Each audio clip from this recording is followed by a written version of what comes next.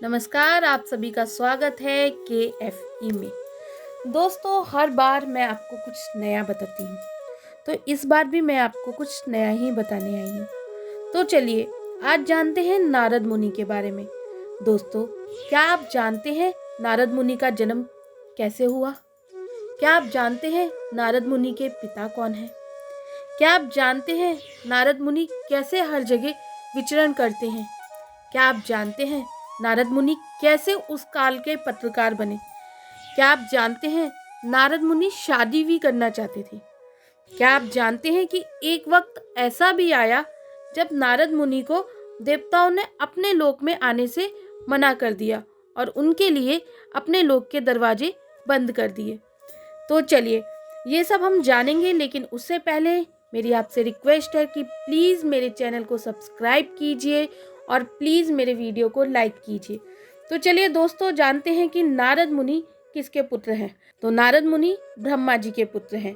ब्रह्मा जी ने नारद मुनि को सर्जन के कार्य के लिए उत्पन्न किया था, लेकिन नारद मुनि जी, उनका तो मन सिर्फ हरि भक्ति में ही था, तभी तो वो नारायण नारायण का जाप करते रहते हैं। तो फिर नारद मुनि ने ब्रह्मा जी से कहा कि पिताजी, मैं तो ये सर्जन के कार्य में आपका कोई सहयोग नहीं कर सकता, क्योंकि मैं तो हरि भक्ति में लीन रहता हूँ। मैं तो आपको भी कहता हूँ कि आप इस मोह माया का जंजाल छोड़िए और मेरे साथ हरि भक्ति कीजिए। नारायण नारायण इस तरह बोल के नारद जी ने ब्रह्मा जी से भी हरि भक्ति करने को कहा। फिर क्या था, ब्रह्मा जी बोले कि अरे, मैंने तो तुम्हें सर्जन के लिए उत्पन्न किया था, लेकिन तुम मुझे ही भक्ति करने के लिए कह रहे हो। अगर मैं सर्जन नहीं करूँगा तो ये तीनों लोक का कार्य कैसे होगा? फिर क्या, ब्रह्मा जी नारद जी को काफी समझाते हैं, पर नारद जी पर किसी भी बात का कोई असर नहीं पड़ता। तब ब्रह्मा जी नारद जी को श्राप देते हैं कि ठीक है, तुम मेरे साथ सर्जन में कोई मदद नहीं करना चाहते और तुम हर समय विचरण करना चाहते हो। विचरण यानी घूमना। अगर तुम हर समय घूमना चाहते हो तो जाओ, मैं तुमको श्राप देता हूँ कि तुम हर जगह विचरण करते रहोगे। जब ब्रह्मा जी ने ये श्राप दिया, उस दिन से ही नारद मुनि हर जगह विचरण करते रहते हैं। अब भाई वो विचरण करते रहते हैं, तो इसी से ही अब हमारा अगला क्वेश्चन है कि नारद मुनि पत्रकार कैसे बने। तो जब वो हर जगह विचरण करते रहते हैं, एक लोक से दूसरे लोक, तो उनके पास हर जगह की खबर रहती है। जब उनके पास हर जगह की खबर रहती है, तो उनसे कोई भी देवता जो खबर जानना चाहता था, वह नारद मुनि से पूछता है। और कई खबरें तो ऐसी होती थी कि जो नारद मुनि को बतानी नहीं चाहिए थी, फिर भी वो बता देते। इनफैक्ट हमारे आज के पत्रकार जैसा काम करते थे। इसीलिए नारद मुनि को हम उस समय का पत्रकार भी बोल सकते हैं।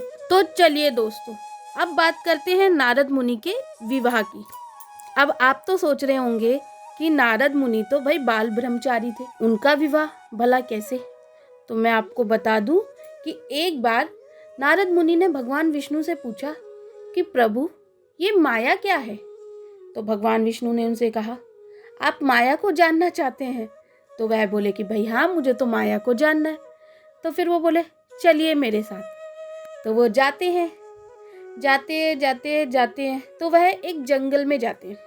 अब जब वह एक जंगल में जाते हैं तो वहाँ पे एक नदी होती है।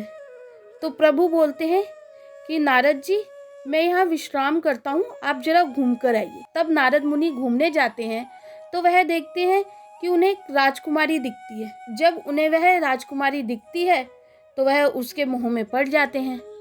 तो नारद मुनि जी जाते हैं भगवान विष्णु के पास और कहते हैं, प्रभु, मुझे तो विवाह करना है, आप मेरी मदद करेंगे? तो प्रभु बोलते हैं, हाँ भाई, आप मुझे जैसा बोलोगे मैं आपके साथ वैसे ही करूँगा। तो फिर क्या, नारद मुनि जी जाते हैं और उस कन्या के बारे में पता लगाते हैं। तब नारद मुनि जी को उस कन्या के बारे में सब कुछ पता चलता है। नारद मुनि जी को पता चलता है कि वह एक राजकुमारी है और उसका जल्दी ही स्वयंवर होने वाला है। तो क्या, नारद मुनि जी पहुंच गए भगवान विष्णु के पास। बोले कि प्रभु, मुझे हरि का रूप दीजिए।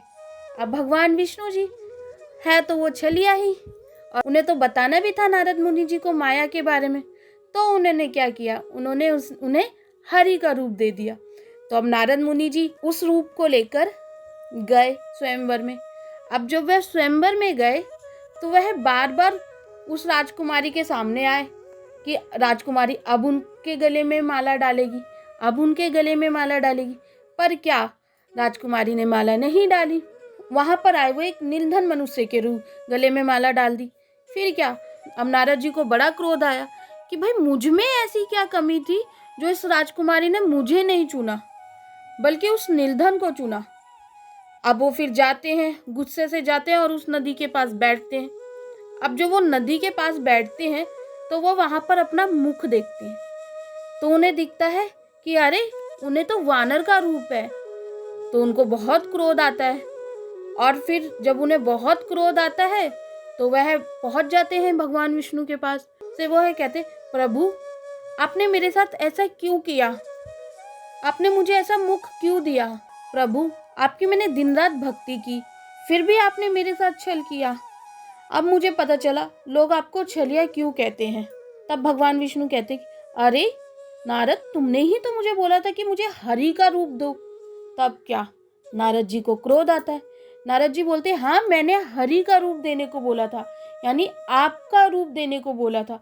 तब भगवान जी हंसते हुए बोले, नारद मैं तो समझा कि तुम हरि का रूप कह रहे हो, वानर को भी तो हरि कहते। तब नारद मुनि बोलते हैं कि प्रभु जैसे मैं उस राजकुमारी के वियोग में हूँ वैसे ही देखना आप भी एक स्त्री के वियोग में रहेंगे। तभी वहां पर माता लक्ष्मी आती है और वह कहती कि नारद मुनि ये आप क्या कर रहे हैं, आपने ही तो प्रभु से कहा था कि माया क्या होती है। प्रभु ने ये सारी माया आपको समझाने के लिए ही की थी और वह राजकुमारी तो मैं स्वयं थी और प्रभु ही वह निर्धन मनुष्य थे। तब नारद मुनि को बहुत पछतावा होता है और नारद मुनि भगवान विष्णु से क्षमा भी मांगते हैं।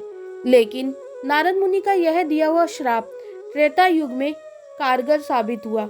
भगवान विष्णु ने जब राम जी का रूप लिया था और माता लक्ष्मी ने माता सीता का रूप लिया था तो वह दोनों अलग हुए थे।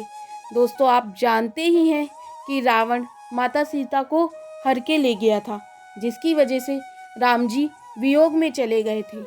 तो दोस्तों चलिए अब बढ़ते हैं अपने अगले प्रश्न की ओर।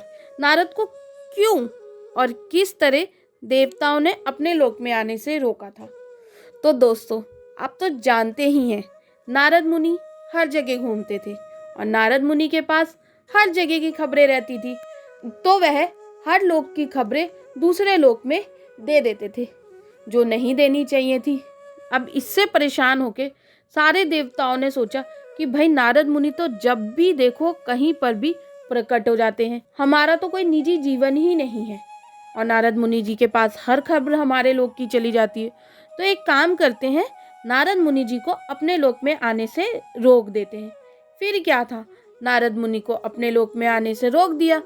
तो जब नारद मुनि जी सबसे पहले गए विष्णु लोक। अब जब विष्णु लोक गए तो वहां पे खड़े द्वारपाल ने उनको रोक दिया। फिर क्या, नारद मुनि को थोड़ा सा गुस्सा आया। फिर नारद मुनि गए इंद्रलोक। अब वहां पर भी इंद्रलोक में भी नारद मुनि को द्वारपालों ने रोक दिया। फिर वो पहुंचे कैलाश। अब कैलाश में भी उन्हें रोक दिया गया। अब फिर वो गए ब्रह्मा जी के पास, तो ब्रह्मा जी के लोक के भी दरवाजे उनके लिए बंद कर दिए गए। तो नारद मुनि जी को बहुत गुस्सा आता है और जब नारद मुनि जी को बहुत गुस्सा आता है तो वो आ जाते हैं। अब जब वो इधर आ जाते हैं पृथ्वी लोक, तो अब नारद मुनि जी कहीं ना कहीं सारी खबरें देते थे स्वर्ग लोक में। जब वह सारी खबरें देते थे, जैसे कोई असुर स्वर्ग पर आक्रमण करने की प्लानिंग कर रहा होता था, तो क्या नारद मुनि जी हमारे उसकी खबर दे देते थे जाकर इंद्र को।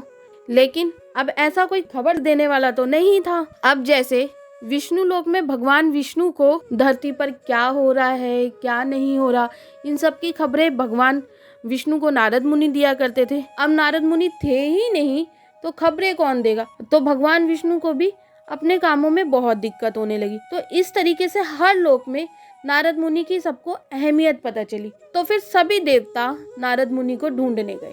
फिर नारद मुनि मिले। फिर नारद मुनि से विनती की और सबने क्षमा मांगी और फिर से नारद मुनि अपने काम में लग गए। तो दोस्तों ये हमने जाना नारद मुनि के बारे में। और अगर आपको मेरी जानकारी अच्छी लगी है तो मेरी आपसे बस एक रिक्वेस्ट है, तो आप हमारी जानकारी को अधिक से अधिक लोगों तक पहुंचाएं ताकि हमारे हिंदू धर्म का प्रचार हो सके। और मेरे अगले वीडियो के लिए प्लीज़ चैनल को सब्सक्राइब करना ना भूलिएगा। मैं फिर से आऊँगी किसी नई जानकारी के साथ। तब तक के लिए नमस्कार।